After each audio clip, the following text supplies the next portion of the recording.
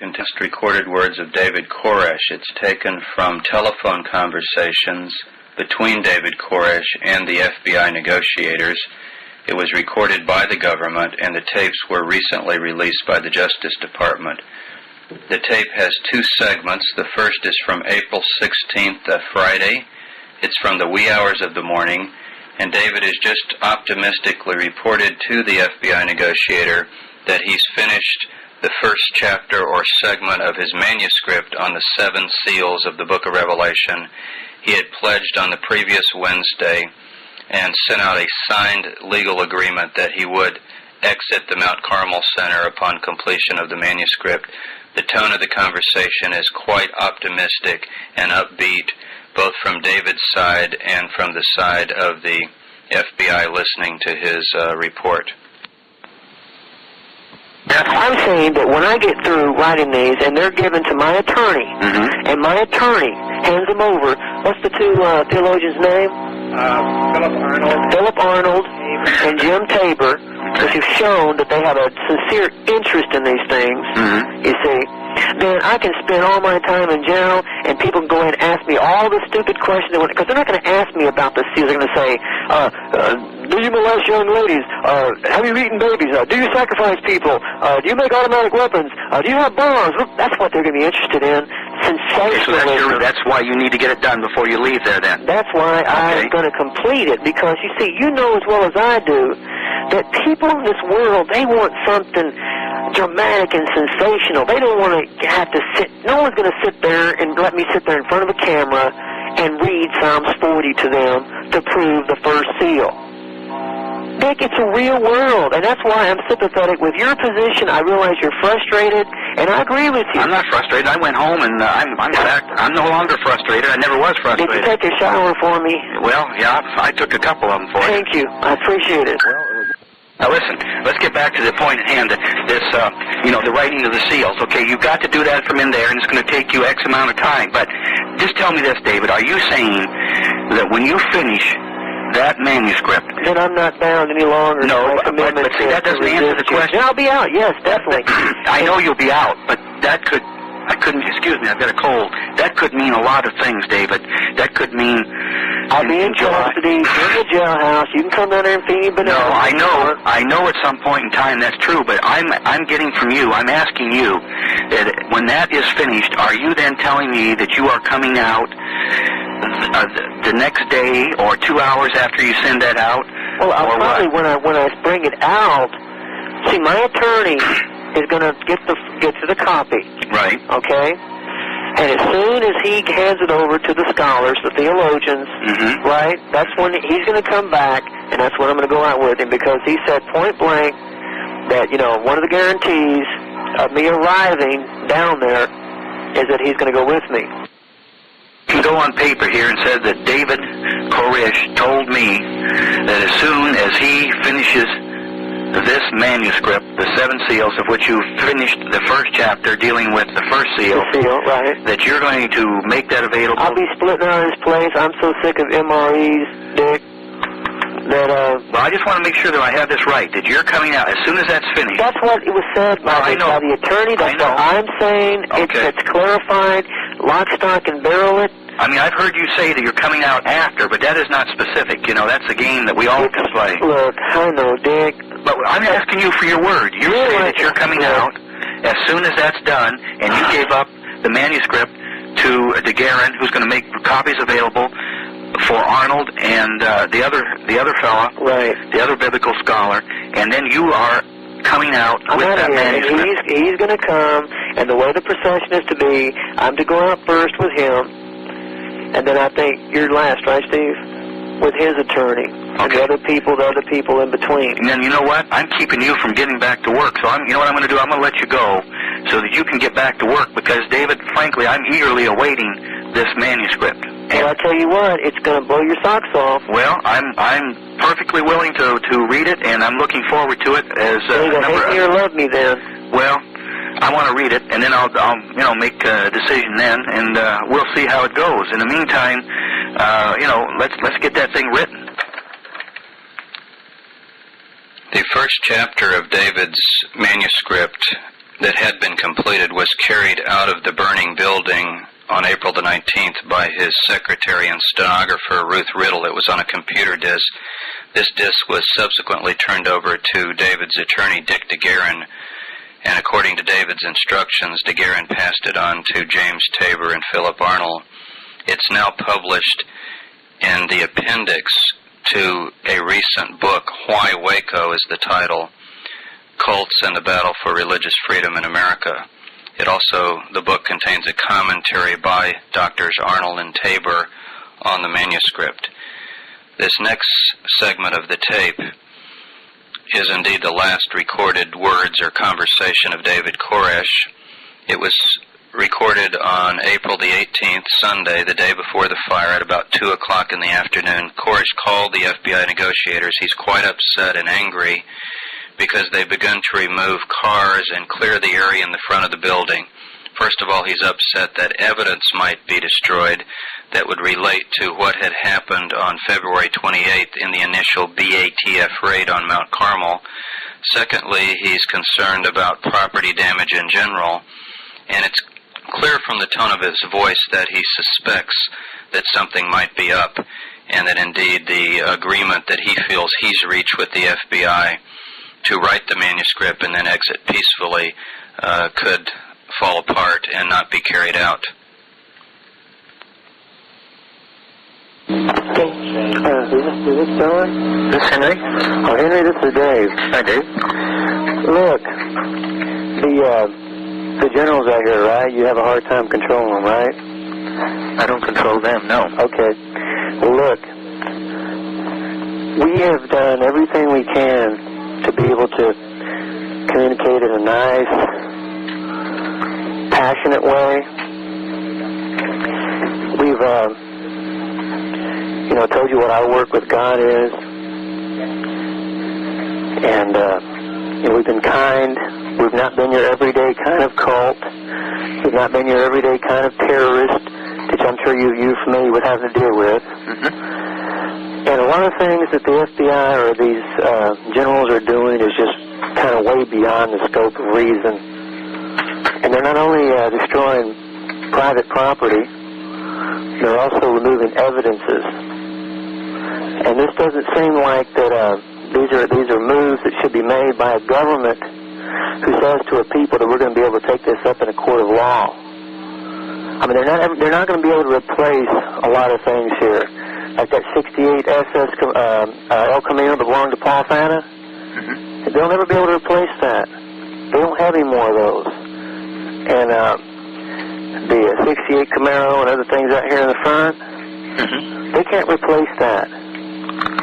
They just can't replace it. Mm-hmm. And they keep doing these kind of things. It's just proving to us that they're not showing good faith in their part. And I just suggest they shouldn't do it. I understand what you're saying, and I will impart that. In all courtesies, please impart that because it's coming to the point to where God in heaven has somewhat to do also. And it's just really coming to the point of really what do you men really want? I think I'm just imparting to you what my perception is. And my perception is that what they want is they want you and everybody to come out. I don't think so. I think what they're showing is they don't want that. Well, I think that's exactly what they want. No, they're not going to get that. They're not going to get that by what they're doing right now. They're going to get exactly the opposite. Exactly the opposite. They're going to get wrath on certain people. They're going to get anger from certain guys. Now, I can't control everybody here. I think you can. No, I can't. You can understand, John. Henry, I'm sorry. In 1985, I presented a truth. And everybody that's here, I had to debate, and I had to talk to, and I had to show from scriptures. I had to prove my point for many hours, days, months, and sometimes years with certain people here. They went to scholars, they went to theologians. I have a very unique group here. Yes, you do. Not ignorant people, not stupid people. Now, there's some people that in the beginning that went out like Kevin and Brad, individuals that were, people that were out there bar rollers and stuff like that, rough and tough guys. Now, they're they're not the theologians of the world, but they're guys that need a lot of patience, and with a little bit of refinement, a little bit of proof to them, they can be good people. But I would really, in all honesty and in good faith, tell these generals to back up. They don't need to tear up any more of this property. You tell us out of one side of the mouth we're going to be able to come back here and all this, and we're going to be able to take this up in court. And on the other hand, you're showing us that there's not going to be nothing to come back to. I think the problem on this thing, David, is that this thing has lasted way too long. Oh, it has. It should have never gotten started this way, and that was not our fault. Okay. Now, you don't wish to speak of the issues of the beginning of this. No, I don't. And what the issues were, at that time is something else. The problem is not what the issues were at that time. The problem is this has lasted way too long. I'm going to finish my book. Or I'm not going to finish my book. I hope that you do. Well, let me tell you this. These men, who every day we try to show them good faith, they've walked out in front of us, they've driven their tanks up to us, they busted in the side of a building a little bit one time. You said that was a mistake. It was not in your control. It wasn't in the commander's wishes. All of this has been showing us that these guys want to fight. Now, I don't want to fight.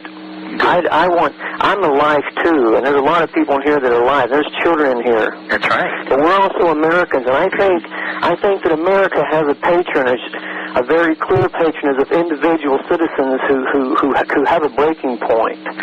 Well, now, if the government has gotten this strong, we can come on to something that we have worked for hard. We worked hard when we got on this property. A lot of hard hours.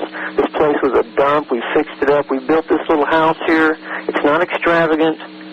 There's a lot of people here with a high commission and a lot of love and concern, not just for our own lives, but for everybody's lives. And if this is the way our government is showing the world that its tactics are to get someone to do as they wish, when realistically our rights have been infringed upon right and left. But there's a way to resolve that, David. Yes. The way to resolve that is for you your to come your way is you're going to keep destroying our property.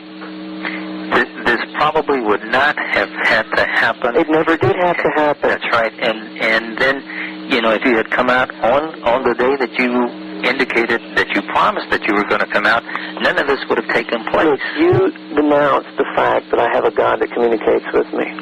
That's the first mistake that we make. Nobody is saying anything about your religious beliefs, your thoughts, your ideas, or anything like that. You are saying the same things that you can do there, you could do out here. That's what you say. I think that you are lying. As a matter of fact, I know that in the first month or so that I'm out, I'm going to be bombarded all the time with nothing but people wanting to know questions, asking this, asking that. And if you were working on the 7 seals, nobody would bother you. Why would that have to happen? I have my responsibility also to you. Come on, look at the realities of things.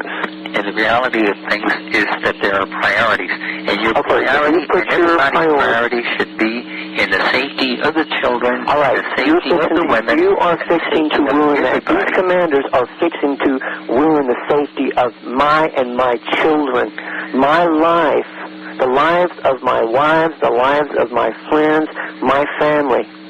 You're fixing to step across the ribbon. I think that was something that you brought on. It has nothing to do with the If I brought on, if this is the corner of the box you placed me into.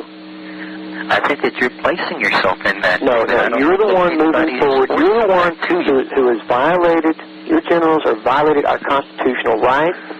You have made us guilty before proven so. You actively brought a band of people who didn't announce themselves. They came, I was out the front door. I was willing to talk to them. They shot at me first. See, now you're talking about something you don't want to prove as a matter of a fact. You're telling me now you tell me I'm under arrest.